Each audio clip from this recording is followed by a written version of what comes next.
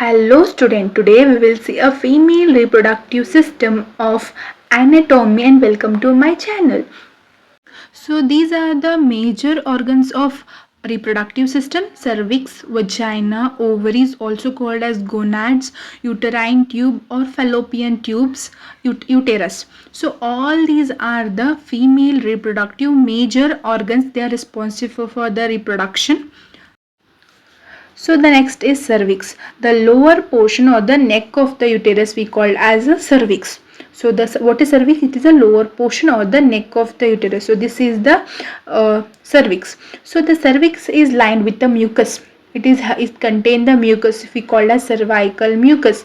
It will provide the lubrication and the sperm transport during the sexual intercourse. During sexual intercourse, help for the sperm transport and lubrication. Secondly, when we are ovulating, that time the estrogen level is high. So due to estrogen level high, cervical mucus increase, secretion of cervical mucus increases. Secretion of cervical mucus will increase due to response of estrogen. But when an egg is ready for the fertilization, but when it comes to fertilization of egg, the mucus became very thin and slippery. So when it is come to fertilization, the mucus become very slippery and thin. It will give the friendly environment for the sperm to enter into the cervix. So it will give the very friendly environment to sperm enter into our cervix. So this is the diagram of the cervix, and this is how it becomes slippery. So after the egg is fertilized, after we are 9 months of pregnancy, at the end of our pregnancy, cervix will act as a passage through which the baby exits the uterus into the vagina. So cervix will act as a passageway for the baby to exit through the uterus into the vagina. The cervical canal expands roughly 50 times its normal width. From 50 times normal width, the cervical canal will expand when baby is delivering from the vagina of the baby during birth. During birth, 50 times than the normal width. So you can see here how is baby is delivering from the vagina. So the next is the vagina, a muscular rigid sheet connecting the external genitals to the uterus. So reproductive system has external genitalia and the internal genitalia. So the vagina is the part where it is connecting the external environment of the uterus. So it is muscular and it is rigid sheet. So next is function as two-way street accepting the penis and sperm during the intercourse. So vagina is the passage where it is acting for the penis to enter and the sperm to eject during the intercourse, serving as the avenue of birth through which a new baby entered to the world. So from the vagina only the new baby entered to the world. So it is the passageway for the penis to eject and sperm to ejaculation during the intercourse. It's a muscular rigid sheet connecting the external environment and acting for the new baby entered to the world. Next is external genitalia. Vulva, labia majora, labia minora, the clitoris. Vulva, which run from the pubis area downward to the rectum. So it runs from the pubic area down to the rectum is a vulva. Labia majora, it has a greater lips, are the part around the vagina containing two glands we called as Bartholin glands, which help for the lubrication during intercourse. So labia majora is a greater lips. So they have a part where the vagina containing two glands. There are glands called Bartholin glands. They help for the lubrication during the intercourse. Next is labia minora. It is called as lesser lips.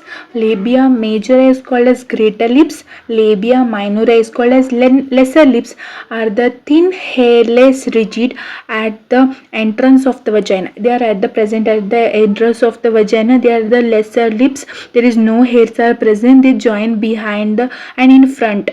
They join behind and in front. In front they split into encloses the clitoris.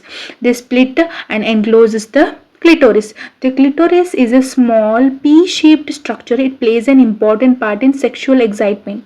Clitoris is a P-shaped structure. Clitoris is a P-shaped structure. It plays a very important part in sexual excitement in female. Next, first one is vulva. It is done pubic area downward to the rectum. Labia major, it is a greater lips. Labia minora is a lesser lips. The clitoris is a P-shaped structure. So this is the diagram of female external genitalia.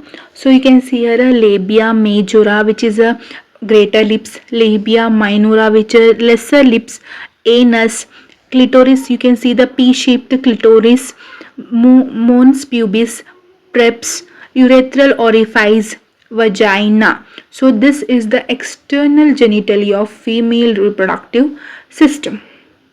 Next is the external genitalia. The urethral orifice or the external urinary opening is below the clitoris or on the upper wall of the vagina and is a passage for the urine.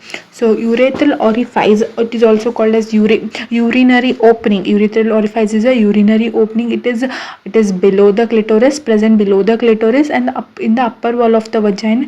It's a passage for the urine. Opening of vagina is separate from the urinary opening. So vagina is separate from the urinary opening and located below it. The hymen is a thin crescentic fold of tissue which partially cover the opening of the vagina. So there is a presence of hymen, which is a folds of the tissue in the which cover the opening of the vagina.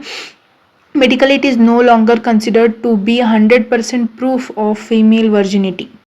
Ovaries, also known as the female gonads, they produces egg. Ovaries produces egg, also called as ova. Every female is born with a lifetime supply of eggs. So every female has lifetime supply of eggs. They also produces a hormone called as estrogen and progesterone. So ovaries produce estrogen and progesterone, and a female have born lifetime supply of eggs. They are also called as ova. They are the female gonads. So this is the diagram of our female reproductive system. So in the exam they may ask the diagram. So note this diagram, please. Fallopian tube, or it is called as uterine tube, stretch from the uterus to the ovaries and measures about 8 to 13 centimeter in length. The end of the fallopian tube lying next to the ovaries feather into end called as fimbriae. Millions of tiny hair-like cilia line the fimbriae and interior of the fallopian tubes. The cilia beat in wave hundreds of times a second, catching the egg at ovulation and moving it through the tube to the uterine cavity. So the fallopian tube, it stretch from the uterus to the ovary. So it measures 8 to 13 centimeter its length. The ends of the fallopian tube contain a feather-like structure called as fimbriae. There are millions of tiny hair-like structure called as cilia. It in the interior wall of the fallopian tube. It is always beating. The cilia is always beat in a wave to catch the eggs at the ovulation and move into the tube to the uterine cavity. Here in this diagram, we will see how egg is released and how it fuses with the sperm and how it is attached to the wall. So in first release of egg from the ovary. In first there is a release of egg from the ovary. The egg is at the midpoint of the fallopian tube where it is fertilized with a sperm, and at the implantation of fertilized egg into the endometrium of a uterus. It's a wall of the uterus. So the next is uterus. Uterus is a pear-shaped muscular organ in a female reproductive system. In a female reproductive system, uterus is a pear-shaped muscular organ. So in the uterus, the upper part is a fundus where the pregnancy occur, fundus part. The cervix is the lower portion which connect the vagina. It acts as a sphincter which closed during the pregnancy and till the delivery of the baby. It will act as a sphincter. The uterus expands during the reproductive process expands from its normal size. The organ grows 10 to 20 times its normal size during the pregnancy. So uterus grow 10 to 20 times from its normal size during the pregnancy. So the main bodies consist of two firm outer coat of muscle is called as myometrium. So the outer coat is consist of muscle is called as myometrium, and the inner lining is called as vascular, and the glandular is called as endometrium. The endometrium is very thick. It is during the menstrual cycle to allow implantation of fertilized egg. So endometrium is very thick. It will help for the during the menstrual cycle to allow to implant the fertilized egg. So when the pregnancy occur, when the fertilized egg is implanted successfully into the endometrium lining. When the pregnancy occur, when the fertilized egg is successfully attached to endometrium lining, then the pregnancy occur. So endometrium is a very thick, help for the menstrual cycle.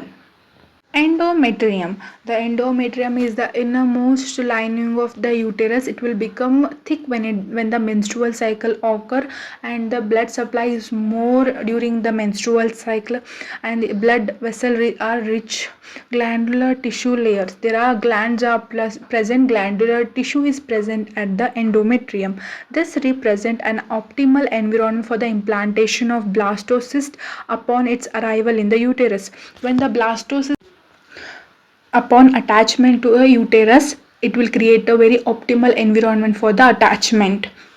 So the endometrium is central. It is present at the central. It is echogenic. Echogenic is nothing but detectable using ultrasound scanner. So baby movements, baby heartbeat is detectable by ultrasound scanner. It is echogenic.